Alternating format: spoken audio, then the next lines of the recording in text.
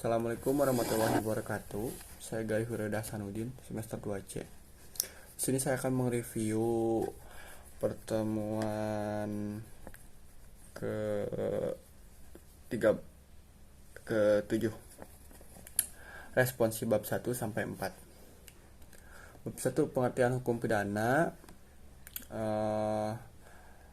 Hukum pidana dibagi menjadi 2, yaitu hukum pidana material dan hukum pidana formal. Fungsi hukum pidana pun dibagi menjadi 2, yaitu fungsi umum dan fungsi khusus. Sanksi ultimum remedium, sanksi terakhir atau obat terakhir, sebagai pedang bermata dua, bagai mengiris daging sendiri. Sumber hukum pidana, pengertian hukum pidana statre, pembagian kitab-kitab undang-undang hukum pidana,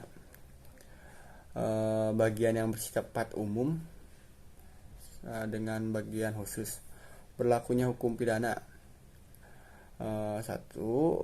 Menurut waktu atau locus temporis, terus menurut tempat. Berdasarkan hal tersebut berlaku beberapa asas, yaitu yang sudah disebutkan tadi di pertemuan pertama, review pertemuan pertama. Bab 2, tindak pidana atau bar fait atau delik. Ada istilah dari segi sosio, semua instansi dan para mahasiswa. Contoh UU. Yang B, pengertian tindak pidana menurut pengertian yuridis, lihat dari isinya. C, unsur-unsur tindak pidana ya, dibagi menjadi 2, unsur objektif dan subjektif.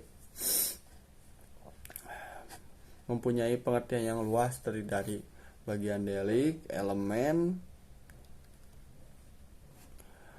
yang D, teknik atau cara merumuskan tindak pidana.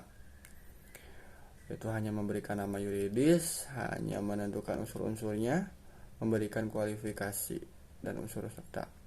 E, subjek tindak pidana. F, jenis-jenis tindak pidana menurut doktrin. Bab 3, pembaruan hukum pidana di Indonesia. Yang pertama, ada sejarah berlakunya KUHP Indonesia. Yang kedua, alasan diadakannya pembaruan KUHP, yaitu alasan politis, alasan sosiologis, alasan praktis, alasan variatif. Cara-cara melakukan pembaruan KUHP, yaitu kriminalisasi, dekriminalisasi, rekriminalisasi, depenalisasi, mitigating. Metode pembaruan KUHP, evolusi, kompromis global. Bab 4, sebab akibat, tujuan dari ajaran sebab akibat. Yang kedua, teori-teori ajaran sebab akibat.